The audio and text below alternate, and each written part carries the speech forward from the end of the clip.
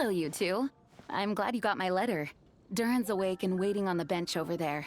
I'm here if you need help. Just give me a shout. Don't worry about us. We'll be fine. Oh, hey, you two. I just remembered what happened right before I passed out. Thanks for holding me back. I shudder to think what might have happened if you hadn't. I'm fine now. It's just... a lot of people seem to have forgotten me. Don't worry. We'll figure out a way to fix this.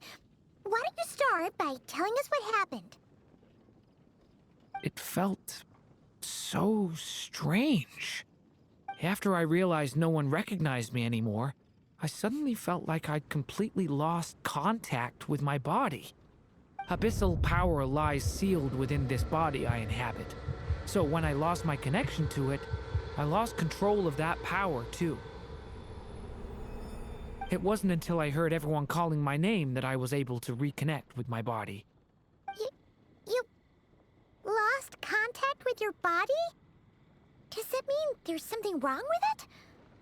Sounds like we need Albedo more than ever. I don't think the problem lies in Albedo's alchemy. Huh. But then, why are people forgetting you? Guess that's what we need to figure out. That means we need Alice for sure. But it's been ages and she still hasn't been in contact.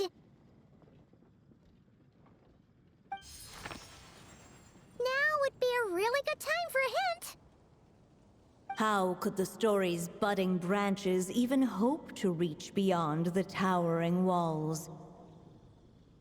Leaving the castle, the witch went off in search of the tallest, grandest tree in the whole world. High up in the canopy of that tree, she sought a resting place, a refuge where the little sapling might take root.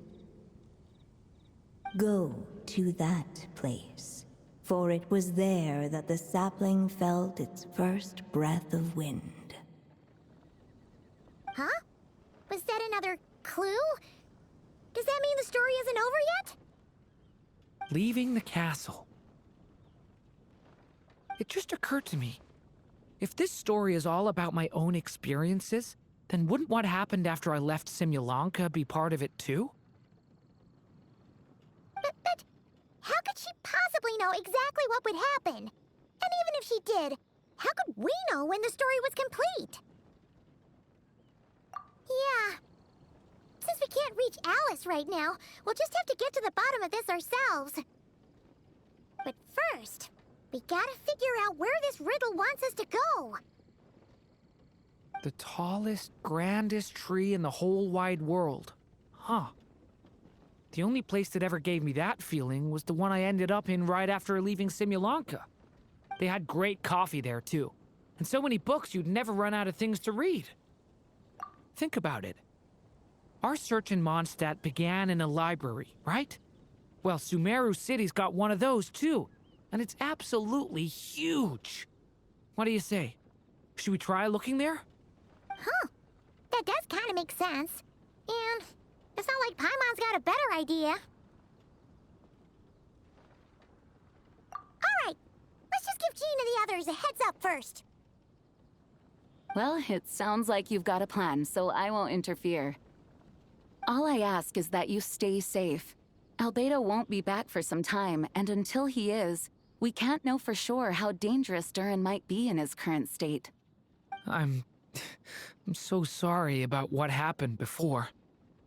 Believe me, I'm not blaming you, and neither is anyone else here. If anything, it's the opposite. We're all just worried about you. Worried? About me? Come with me. I want to show you something. As soon as they heard you were awake, they all hurried over to see how you were doing. You all came to see me? A little birdie told me you're working on finishing a storybook. So maybe all those people losing their memories is just a plot twist, waiting to be resolved. Miss Lisa, you always seem to know how to put my mind at ease. Please, everyone, don't worry about me.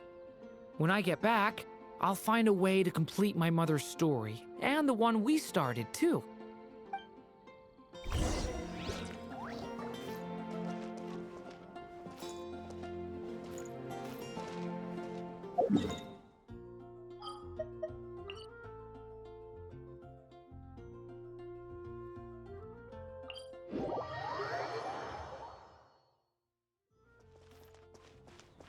Try and stop me!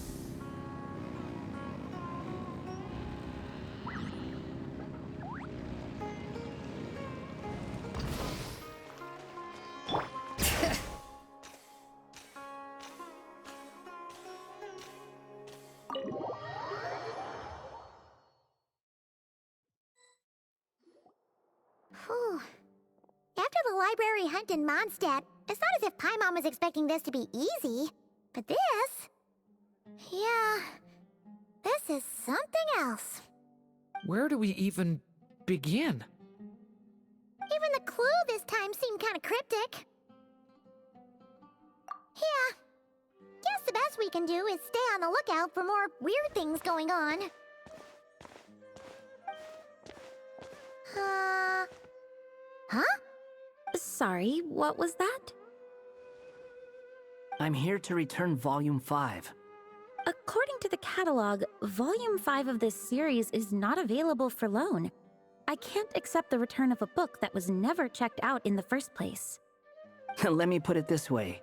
My copy is complete. Yours, on the other hand, is missing large amounts of content. So you should swap it for mine instead. Sir, you have to understand. Managing a library is a serious business, and we have protocols in place for this kind of thing. I can't just replace an important volume in our collection based on nothing more than your word. Hey! Look what the Wandering Tom dragged in! Oh, it's you.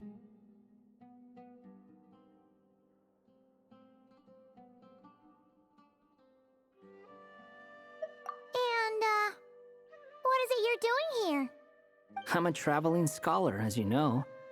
Isn't a library the most natural place for me to be? Well, the last time we saw you was all the way in Nodcry. Paimon just didn't expect to suddenly see you in Sumeru, that's all. There were some things I needed to come back and take care of. Some documents had gone missing, so I tracked them down, restored them to the original condition.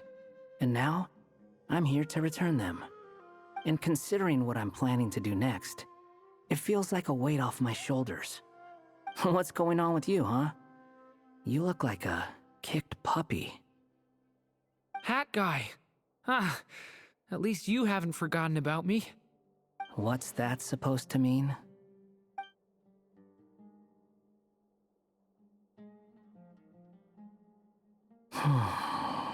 So it's been getting worse. Sounds like you know something we don't.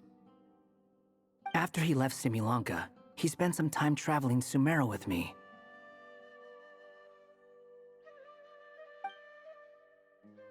I was working on several texts at the time, and I stumbled upon something strange. Anytime Durin of Simulanka was mentioned, before long, the record would disappear. Which means, all the remaining records on Durin are about the evil dragon that fell on Dragonspine. How did you even discover that?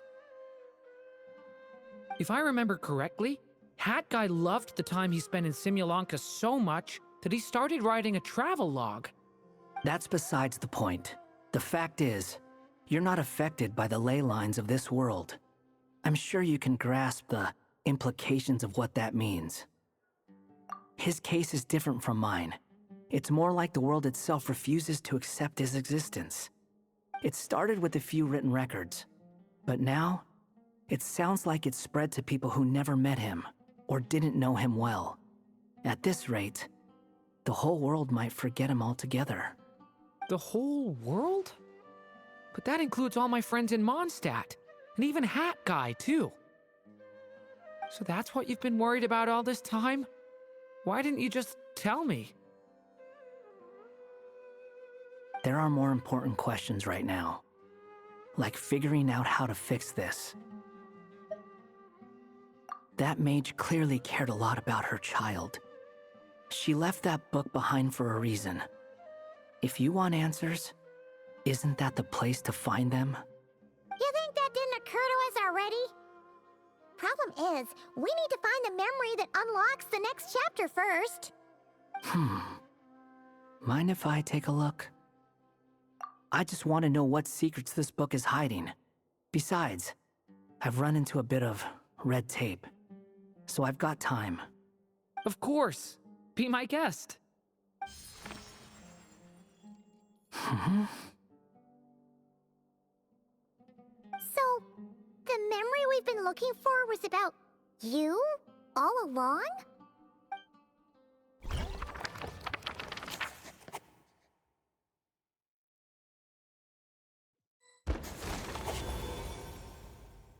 The little dragon became companions with a stray cat with dark blue fur. It was a friendship born of all they had in common. He left his castle at the stray's invitation, setting out to explore the world beyond its walls. There, he grew fond of the outside world, eager to make friends and share the story of his life. Taken by the dragon's story, the stray tried to write it down. But he soon realized that no matter how he tried, it would always warp into the evil dragon's tale.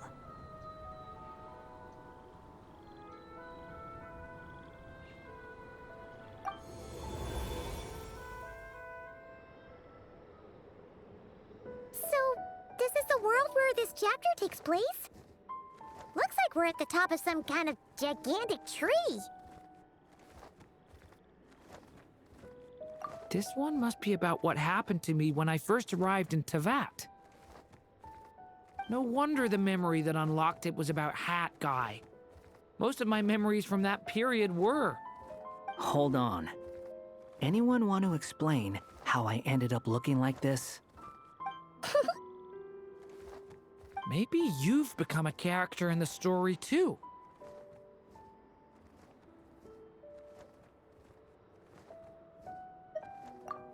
You see me as a stray cat? A wandering Tom, to be exact. You should count yourself lucky. Of all Durin's friends, your character is by far the most memorable. Maybe it's because I've known Hat Guy for longer, so my impression of him is more vivid than the others. Vivid? Then how come you haven't changed one bit? Guess that means the impression the Traveler left was so vivid, it didn't need changing.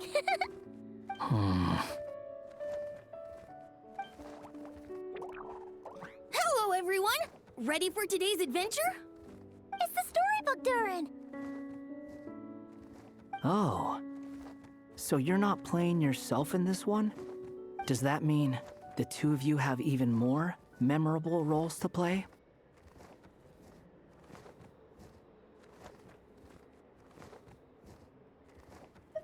Where are we going today, kitty cat?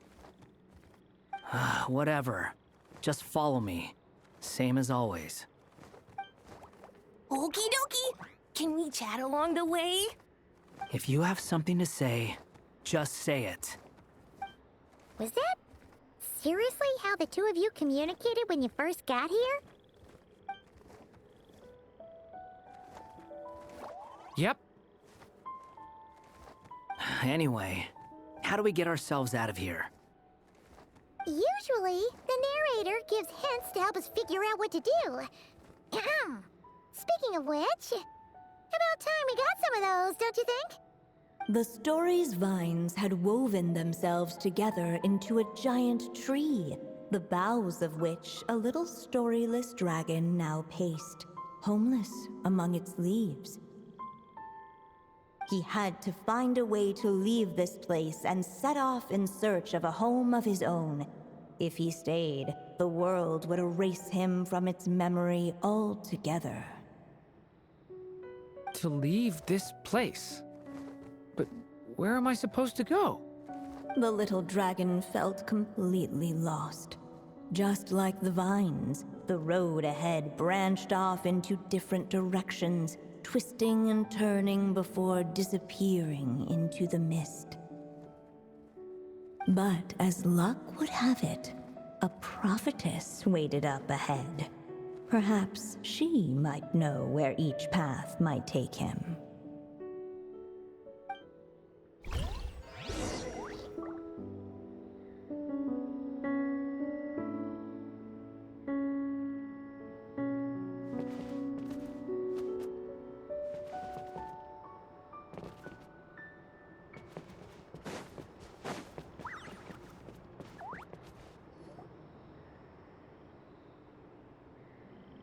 Oh, you must be the little lost dragon. It's true. My friends and I are lost. This meeting was no accident. The prophetess was in fact the seer witch, here to present her promised gift. The seer witch. Oh yeah! That's Mona's teacher, right? The old hag? Insolent child. I am the seer witch, your prophetess, not some old hag. Sorry! Now, little lost dragon, I have come to bestow the gift I once promised. A prophecy.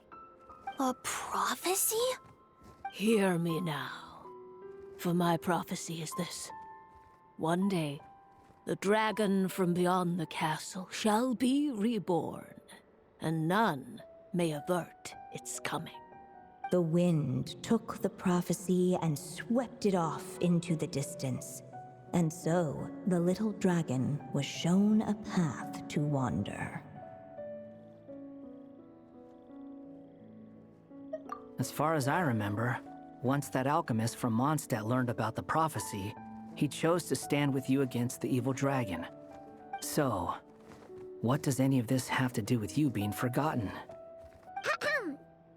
Oh, wise witch of prophecy.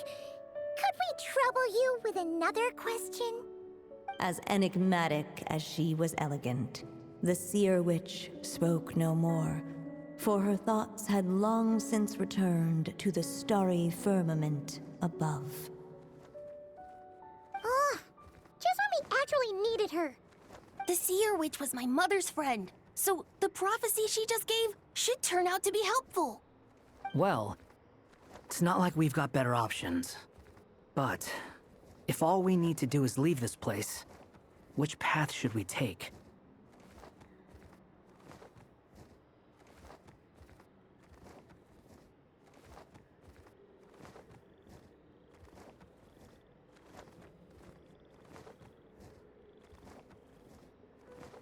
Why don't we take a look around?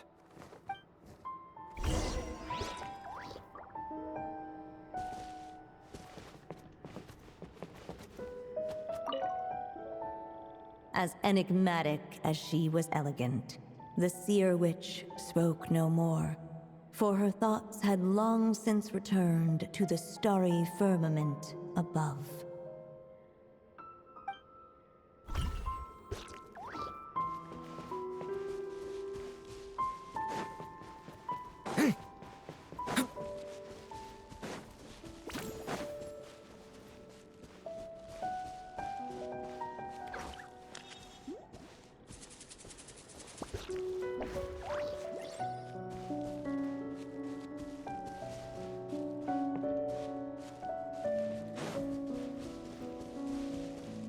The wind kept blowing, but the little dragon had not yet resolved to follow it.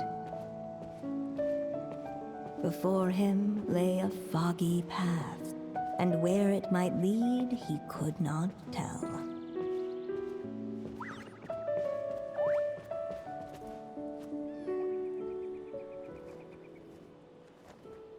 If we go this way, we'll be heading back to Mondstadt, just like we planned. Out of all the options so far, this seems like the safest, right? At least we know what happens next. He helps stop the evil dragon from returning, gets a new body, makes a whole bunch of friends, who all just forget about him.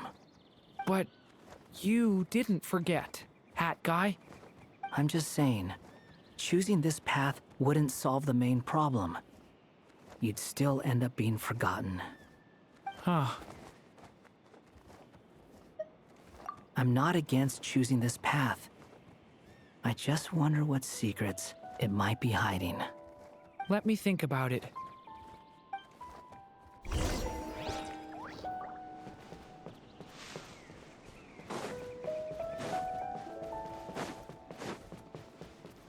I still think you should keep going, little dragon. If you leave the castle, you can accomplish something amazing and make a bunch of friends along the way. Really? Then let's go! Unable to preserve his story, the little dragon wandered astray. Fortunately for him, a certain prophetess had left behind a prophecy to guide him. The wind took the prophecy and swept it off into the distance, and so the little dragon was shown a path to wander. Following the wind's guidance, the little dragon made his escape. In turn, the prophetess affirmed the little dragon's choice, leaving an extra secret as her parting gift. Now that you've made up your mind, I shall keep my promise by explaining Fate's little trick. Long, long ago, the gods of the high heavens gave the world outside the castle a magic of its own. They called it storytelling. It was a magic of almost unshakable power that governed how people met, grew close, and understood one another. Each person had a story meant for them and them alone. One whose ending was written in the heavens long ago. In truth, your story and the evil dragons are simply two versions of the same tale, and that is something the magic of storytelling cannot abide. Beyond the castle's walls, your story cannot take root, for the evil dragon's tale has done so already.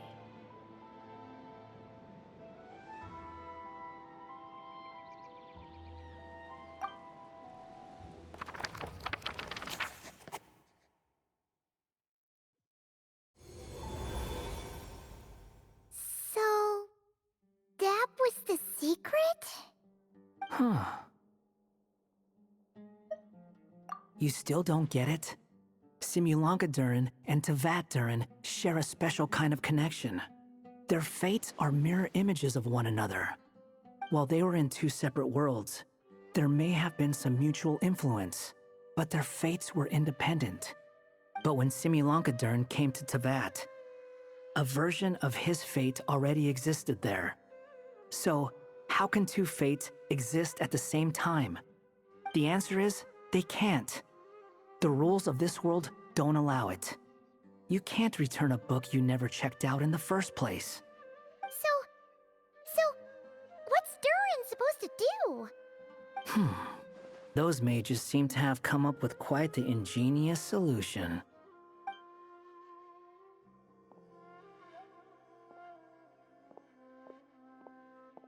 I'm here to make a return. As I said, there's no record of Volume 5 of this series ever being checked out. Then just think of this as Volume 6. Based on what I know, the author was planning on publishing another volume anyway. The catalog does have a slot reserved for Volume 6. So, this is it? Sure, let's go with that. All you need to know is, I'll be the one writing this series from now on. You... What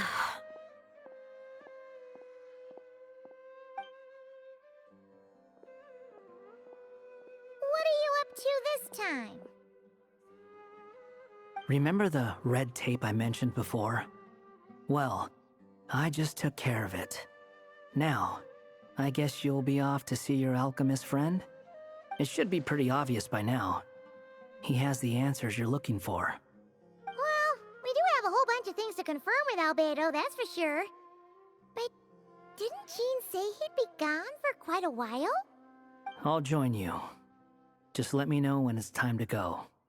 Hat guy? Don't sound so surprised. I'm part of this story too, aren't I? I'm just playing my role. Well, yeah. But it's not that. I just feel like you want to help, but something's holding you back. When I first realized you were being forgotten by the world, I thought it might be because you spent too much time with me.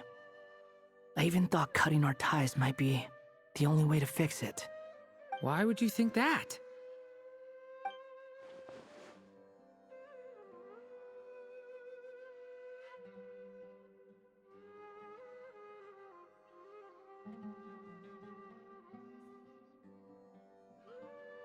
It doesn't matter now. Judging from the answer this book has given us, I was probably overthinking it.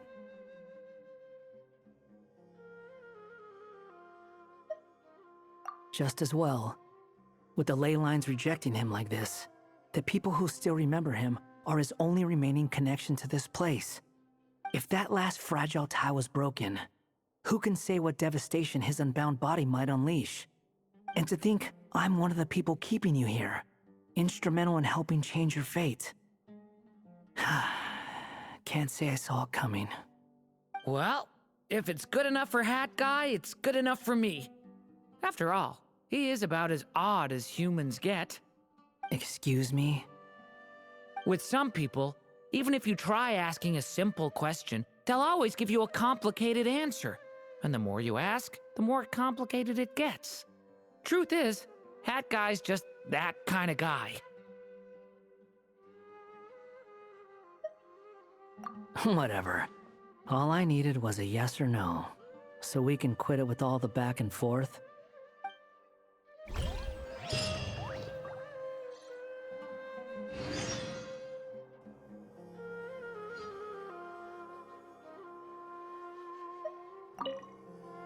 If you feel like stepping back into the story, just come find me.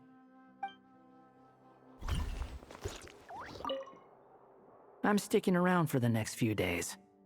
So, when it's time to go, you know where to find me.